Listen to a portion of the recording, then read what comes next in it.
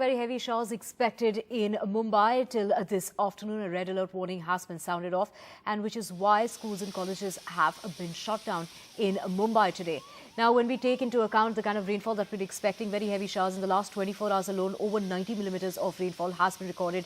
As far as areas of Colaba and Santa Cruz are concerned, it's rained more so in the Ram Mandir area of Mumbai. Very heavy showers seen in that area of Mumbai.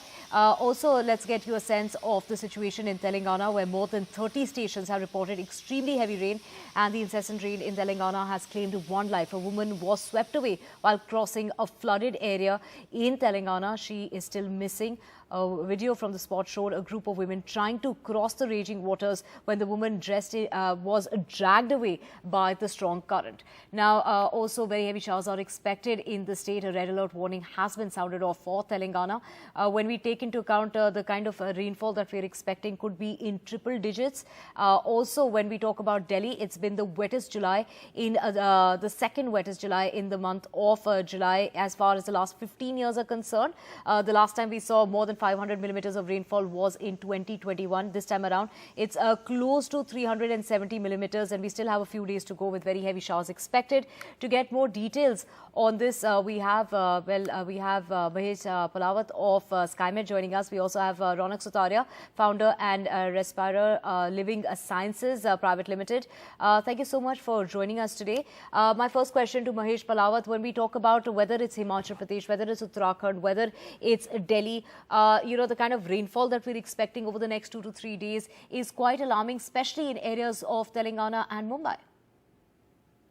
Yes, because a well-marked low pressure area is over north coastal Andhra Pradesh and it is moving inland. That's why the rain activities have intensified over many parts of Andhra Pradesh and Telangana. Impact will be more over Telangana, and gradually it will impact the north interior Karnataka as well. And Dharwad, Gadag, Koppal, all these areas may also receive heavy to very heavy rain, and Telangana may continue to get another, heavy to very heavy spell for another 24 hours. Thereafter, intensity will start reducing as the weather system will start losing its strength, and it will move in northwest direction towards Madhya Pradesh. And rain activities will intensify over eastern parts of the country like East UP, Bihar, Jharkhand, which are facing almost dry weather conditions since last many days. Yeah. So till what time can we expect very heavy showers in Mumbai? Because the warning says it's going to be till this afternoon. Yes, by today afternoon or evening, we expect moderate to heavy showers over many parts of Mumbai, including Palghar, Thane, Sindhudurg, Ratnagiri and Goa, as well as coastal areas of Karnataka. Coastal areas of Karnataka will receive heavy to very heavy showers because the full impact will be there from this well-marked low pressure area. And you can say the winds from Arabian Sea are very strong and moisture feed is very intact. And that's why the rain activities will continue until late. When we talk about a span of just 12 hours, it's rained 124 millimeters in Santa Cruz, more than that in Colaba.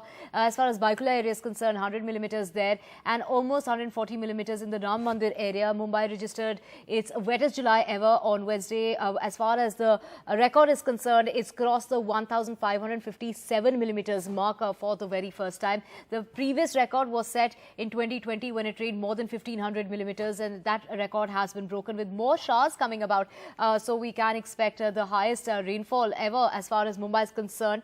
Ronak, let me, I'll take my next question to you. Let's talk about, how are the emissions playing a role as far as the heat wave situation is concerned on one side, and also that we're seeing across the world, and as far as flooding back home is concerned? So Divya, definitely, as Mahesh said, the rainfall, the quantum is huge, what Mumbai has experienced and all.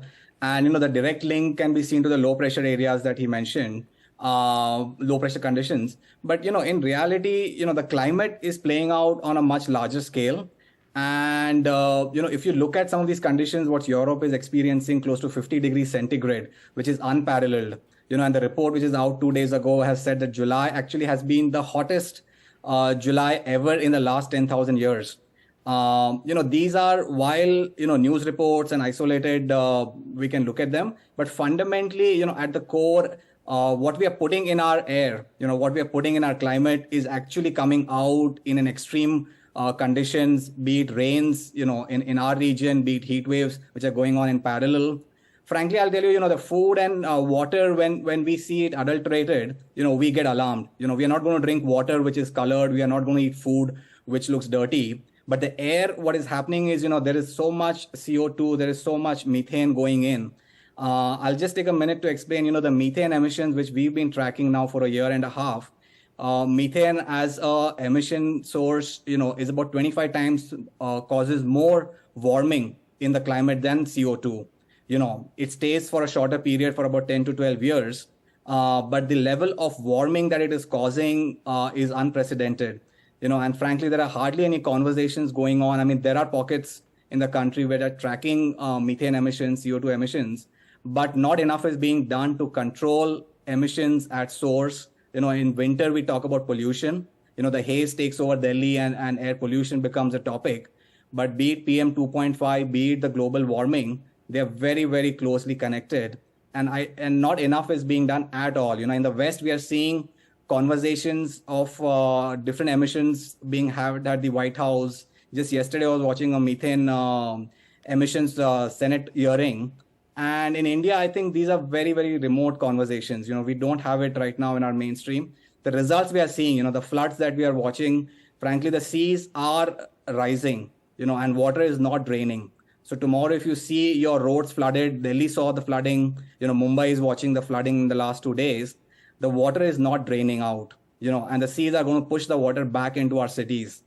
If we don't understand this cycle, and if we continue to blame, definitely the low pressure conditions, probably unprecedented quantum, but these are linked in a cycle. And the scientists have been calling out that, we had 1.2 degrees warming levels. At 1.5, things are irreversible. Right, Ronak, is the government, as far as the policies are concerned of the government, are they doing enough to track and reduce the emissions which are at the heart of climate change?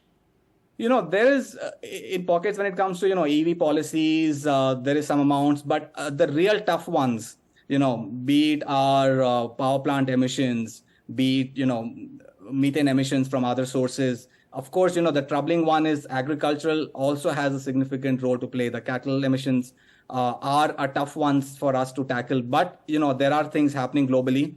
And if we don't get down in doing those activities, if we don't, put the finances behind where these things are needed, you are going to see more and more warming. You're going to see more 50 degrees of summers, and you're going to see more 1500 mm of monsoons and, 1000 micrograms of winter for PM 2.5. Right, these are going to be the norm. Right. Let's get Mahesh back with us. Mahesh Palawat, the amount it rains, say, in weeks, it ends up raining in a day or two.